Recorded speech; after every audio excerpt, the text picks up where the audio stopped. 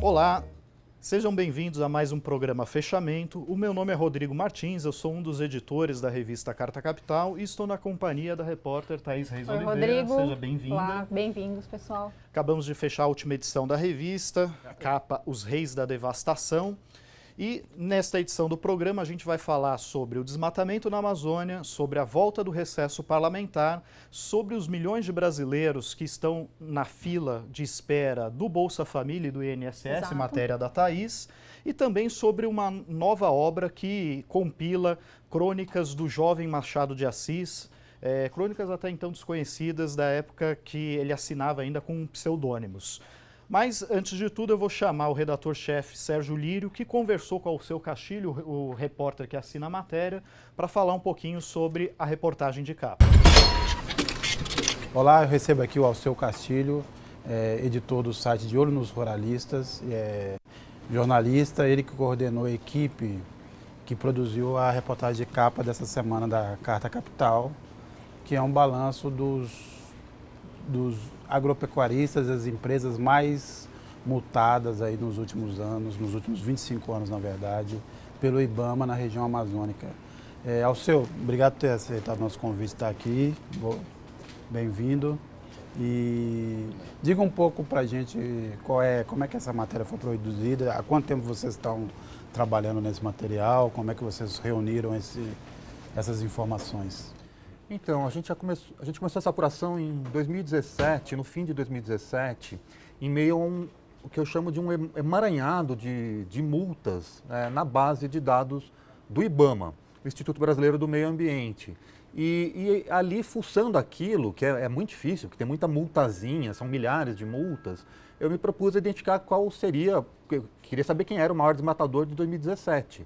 Foi aí que a gente chegou já ao nome do Daniel Dantas, o banqueiro, muito conhecido aqui de Carta Capital, que foi o maior desmatador daquele ano. A partir daí, a gente quis avançar. A gente poderia dar naquele ano, o maior desmatador foi o Daniel Dantas. Só que a gente achou que tinha um tesouro jornalístico muito maior. E aí a gente começou a apurar 25 anos de história, são os 25 anos do Plano Real e mais ou menos os 25 anos de combate efetivo ao crime ambiental no Brasil, até esse material que está na capa desta semana de Carta Capital. Quando você olha ali, recentemente o ministro da Economia, Paulo Guedes, esteve lá em Davos e disse que a culpa do desmatamento, da devastação ambiental no Brasil tem a ver com os pobres. Não é o que essa lista mostra, né? De modo nenhum. Se tem algum pobre, será esse nome? Pobre? Pobre não.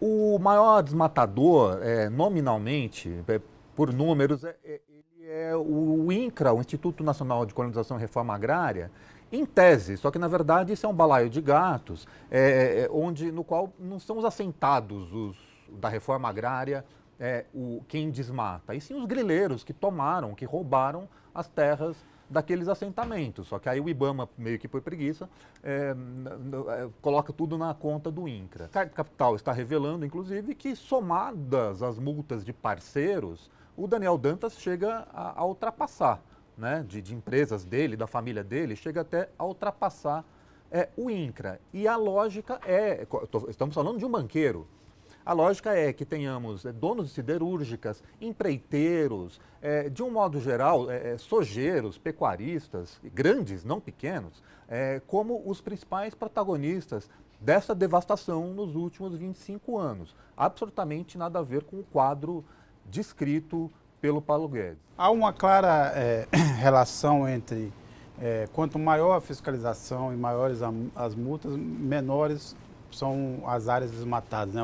É uma coincidência ali, nos momentos em que o IBAMA agiu mais, multou mais, fiscalizou mais, o índice de desmatamento foi menor, né? Há uma coincidência ali ao longo da sua pesquisa.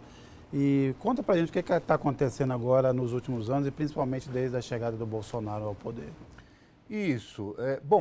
Por um lado, as quitações de multas, poucas multas são pagas, percentualmente falando. Nesses 25 anos, a gente chegou a um percentual de 1,4% de quitação das multas no total.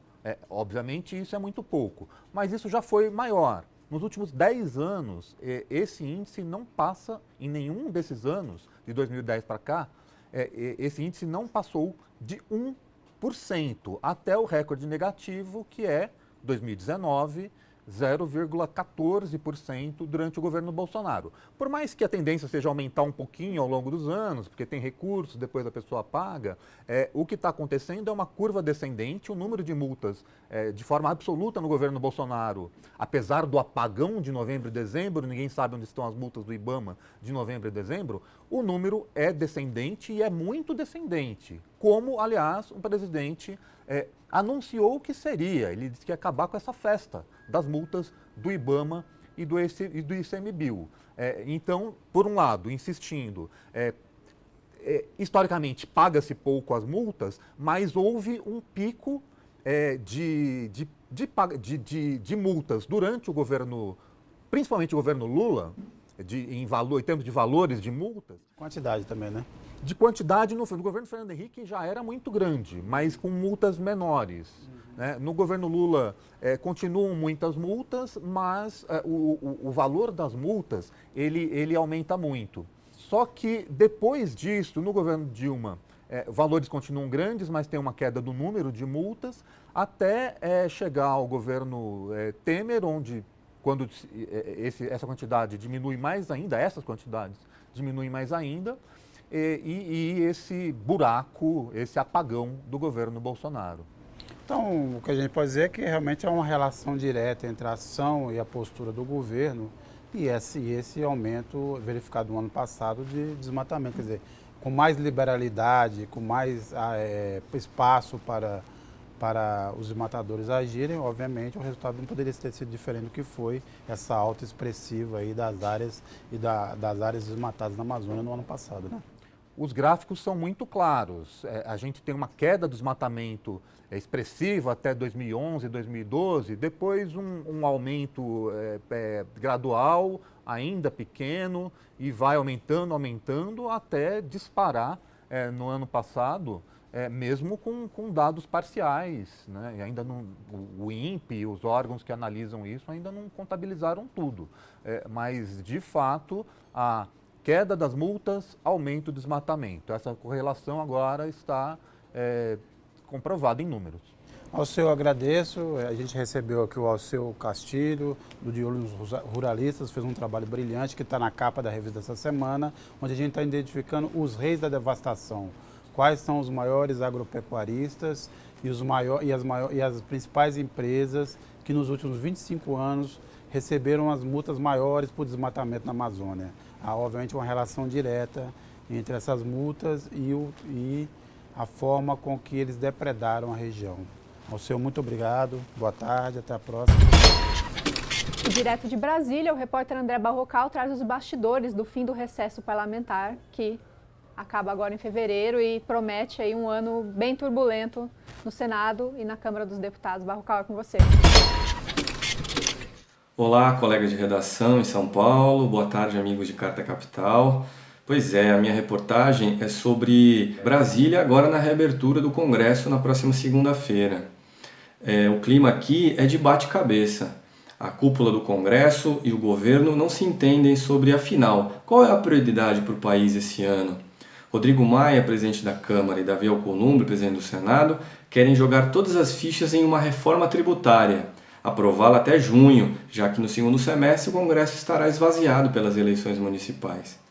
A equipe econômica do governo, que não ganha R$1 com a reforma tributária, prefere jogar sua energia em mudanças nas regras dos servidores públicos. Quer, por exemplo, poder cortar até 25% do salário dos servidores para usar esse dinheiro em investimento.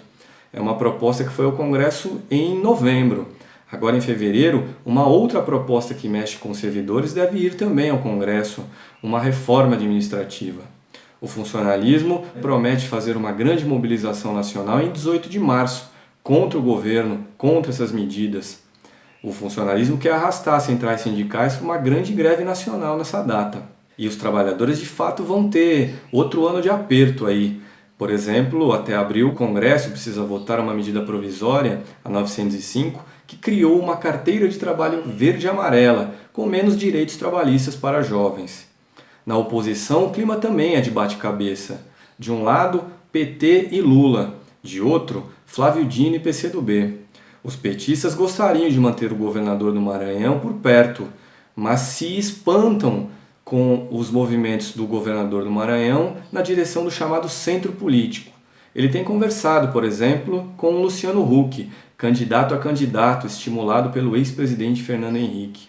Essas desavenças, na opinião do sociólogo Dalto da Silveira, lá de Santa Catarina, mostram que a esquerda brasileira não entendeu nada da crise, está sem rumo e sem bússola. Bom, é isso. Um grande abraço a todos e até semana que vem. E na edição dessa semana também, a Thaís fez uma matéria sobre os milhões de brasileiros que estão na fila do INSS e na fila para receber Bolsa Família. Essas filas que não existiam há muito tempo voltaram no país, né? Voltaram a acontecer. O que houve, Thaís? Então, são vários fatores, né? No caso do Bolsa Família, o Ministério da Cidadania alega ter zerado a fila no ano de 2018. Então, durante todo aquele ano não houve fila. As pessoas que deram entrada para receber os benefícios receberam. Nesse ano, o Ministério calcula que haja uma fila de 500 mil pessoas. Só que a gente não deve levar esse dado em conta seriamente, porque, primeiro, que é um dado sensível, que o Ministério se recusou a divulgar para jornalistas, para parlamentares que pediram acesso, né, para saber o tamanho dessa fila. O dado veio a público via Lei de Acesso à Informação no fim do ano, em dezembro, nos últimos dias de dezembro. E naquele documento, o Ministério diz que tem hoje cerca de 500 mil famílias esperando para receber o benefício, que estão aptas, mas não recebem. Mas esse número pode ser muito maior. A questão isso é uma média anual, né? Não é o tamanho da fila em dezembro. Só que desde junho, a única porta que funciona do Bolsa Família é a porta da saída. Quer dizer que nenhuma família nova está recebendo o benefício desde junho. As pessoas só estão saindo. Quer dizer, são excluídas do cadastro. Sim. E ninguém entra mais. Não, ninguém entra. Sempre que há entradas de substituição, mas o programa não aumenta. Apesar dele ter tido um sensível aumento do orçamento, que saltou de 29 para 33 bilhões, em grande parte para pagar o 13º prometido pelo Bolsonaro, o programa encolheu, né? Ele atendia cerca de 14 milhões de famílias há um tempo e agora ele atende pouco mais de 3 milhões. Então, apesar dele ter um orçamento um pouquinho maior, ele tem encolhido. Então, as famílias que precisam não estão entrando. Isso num cenário de aumento de desemprego, aumento da informalidade, aumento da extrema pobreza no Brasil. O natural seria ter um aumento, né, do número de beneficiários. Esse é o momento que a gente mais precisa, né? Milhares de pessoas voltaram à miséria em 2018, o dado de 2019 não deve ser muito diferente, só que esses programas têm diminuído a cobertura. Eu tive acesso a um dado exclusivo do governo de Pernambuco que mostra que essa demanda reprimida pelo Bolsa Família, na verdade, é bem maior do que esses 500 mil que o governo alega ter na fila, né? Eles fizeram um cálculo baseado no cadastro único, que mostrou que tem cerca de 3,8 milhões de famílias pobres e extremamente pobres que poderiam estar recebendo esse benefício e não estão recebendo, elas estão fora do programa. Isso só em Pernambuco ou no Brasil todo? Não, no Brasil todo, né? Eles compararam os dados do Nordeste com dados do Brasil todo. E o que chama a atenção, Rodrigo, é que cerca de 37% dessas famílias estão no Nordeste. Mas a concessão de benefícios que aconteceu em janeiro aconteceu de uma maneira desigual. No Sul, por exemplo, onde tanto em números quanto em proporção a demanda pelo Bolsa Família é menor, cerca de 10% dos benefícios foram concedidos em janeiro. Nos estados do Nordeste, esse número não chegou nem a 3%. Então, o governo federal tem que explicar porque há uma discrepância tão grande na concessão de benefícios, né? Agora, o INSS também está com uma fila de mais de 2 milhões de processos, né? E muitos idosos na fila ali, passando mal, alguns até para provar que estão vivos, né? Sim, exatamente. Essa semana teve uma história que é muito triste e acho que sintomática dessa crise do INSS. Um vigilante morador da região de Passo Fundo, no Rio Grande do Sul, estava internado com diabetes e teve que ir até a cidade, viajou mais de 100 quilômetros para fazer a perícia, né, e receber, enfim, o auxílio-doença a qual ele tinha direito. E esse homem acabou passando mal dentro da agência e veio a falecer, porque ele não conseguiu fazer o exame na própria cidade. Ele teve que, doente, debilitado, ter que viajar 100 quilômetros para conseguir que um médico perito pudesse verificar o caso dele. Então, tem um problema de pessoal no INSS muito grave E tem também uma diretriz, né, que começou nos anos Temer, mas se agravou agora no governo Bolsonaro, para negar o máximo possível de benefícios, tornar mais difícil a concessão desses benefícios, né? A taxa de negativas de dezembro de 2018 até dezembro de 2019 subiu quase 40%. Então, muita gente que tem procurado o INSS para garantir auxílio-doença, para dar entrada na aposentadoria, para conseguir aposentadoria rural, tem ficado de fora. E não são por motivos de fraude, embora o governo goste de lançar a mão desse argumento sempre que é confrontado, não são por questões de fraude. O que aconteceu no INSS é que houve uma transição digital mal planejada. Então, ao invés de mandar as pessoas às agências para que elas pudessem receber dos funcionários do INSS a orientação correta para dar entrada nesses papéis, eles passaram a fazer tudo pela internet. Só que eu não sei, imagino que você não saiba, e a maioria dos brasileiros não tem muita informação sobre a legislação previdenciária, que é difícil, é uma coisa bastante complexa. Então, muitos desses processos, às vezes por faltas de documento, por uma discrepância entre alguns dados, acabavam sendo negados de pronto. Entendi. E você tem que, de novo, entrar na fila para dar entrada em todo aquele processo. Então, os dados mostram que desses 2 milhões de processos que estão nessa fila, 500 mil são por problemas do segurado e outros 1,5 milhão são por falhas técnicas, né? Foi uma transição mal feita e o INSS agora não consegue dar conta de sequer analisar esses pedidos. Aliás, eu vi um vídeo que circulou muito nas redes sociais de uma mulher com os braços amputados que não conseguia ter acesso ao benefício. Sim, né? Ela tinha já tentado 3 vezes e numa dessas vezes, segundo a família, ela teve o benefício negado porque ela não podia assinar os papéis, por óbvio, né? Porque ela tinha teve as mãos e os pés amputados numa cirurgia mal sucedida. Então, são vários casos escabrosos, né? Casos pontuais. A questão é uma tragédia numérica sem precedentes e o pior, Rodrigo, é que isso vão pelo menos 6 meses, né? As projeções do governo, que são naturalmente mais otimistas, mostram que vai demorar pelo menos 6 meses para você normalizar. E aquela história dos militares que seriam convocados? Esse é um ponto em aberto, porque embora o presidente do INSS tenha perdido o cargo, né, diante dessa crise, o governo tem insistido nessa ideia de trazer 7 mil militares para dar conta dessa demanda no INSS, né? Mas os servidores são contra, porque o problema do INSS agora é falta de concurso público, né? Já não são nomeados funcionários há muitos anos e os funcionários que trabalham lá agora já têm feito hora extra para lidar com essa demanda. Então, eles têm analisado mal um calhamaço de processos, né? Fora, assim, eu imagino que deva ser necessário um treinamento para você lidar com esses processos. Não adianta qualquer pessoa chegar lá e querer resolver isso na canetada. Sim, né? As entidades que representam esses trabalhadores batem o pé, são contra a admissão dos militares. O governo ainda tem insistido na ideia. É preciso acompanhar nos próximos dias se esse movimento vai arrefecer ou não, porque os trabalhadores ofereceram até um plano de emergências, que é a contratação imediata de 10 mil servidores e mais 9 mil pessoas para ficar num cadastro de reserva. Só assim você conseguir escoar essa fila que, se não houver uma solução rápida, ela só vai aumentar. Então, é gravíssimo. É muita gente pobre que já está à margem da sociedade sendo privada dos poucos direitos que eles ainda têm. Então, é perverso, não é nem incompetência, é perversidade mesmo. Bom, e um dos nossos editores de cultura, Eduardo Nunomura, ele preparou uma reportagem para essa edição de Carta Capital sobre um livro que reúne 300 crônicas inéditas até então, né, do Machado de Assis, que foram assinadas com pseudônimos. E ele pode falar um pouquinho mais sobre isso e sobre a cobertura de cultura. Olá, Nunomura. Em cultura, o destaque é o lançamento de Badaladas do Dr. Semana, um livro de 1.600 páginas da pesquisadora Silvia Maria Azevedo. O texto, de plural, é assinado pelo editor Pedro Alexandre Sanches.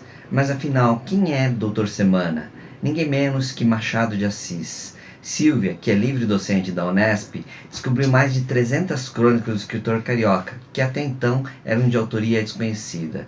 O Dr. Semana seria o pseudônimo utilizado pelo bruxo do Cosme Velho. Esses textos, escritos entre 1869 e 1876, para o periódico Semana Ilustrada, guardam muito da dicção machadiana. O editor Valentim Facioli, da Nanquim, decidiu assumir sozinho a publicação de Badaladas. A pesquisadora Silvia teve o cuidado de confrontar com outros textos assinados de Machado e buscar outras referências da literatura para garantir a autenticidade dessas novas crônicas. Vale leitura. Até a próxima. Essa foi mais uma edição do Fechamento. A gente agradece a audiência e até a semana que vem. Obrigado e até lá.